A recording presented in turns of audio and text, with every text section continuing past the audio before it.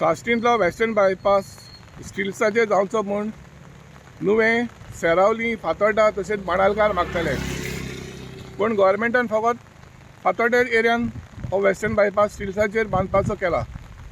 आतां बेनावली उदक भरलां आनी सेरावलीचे शेतकार बोवाड मारतात तांची शेतां पुरल्यांत म्हूण.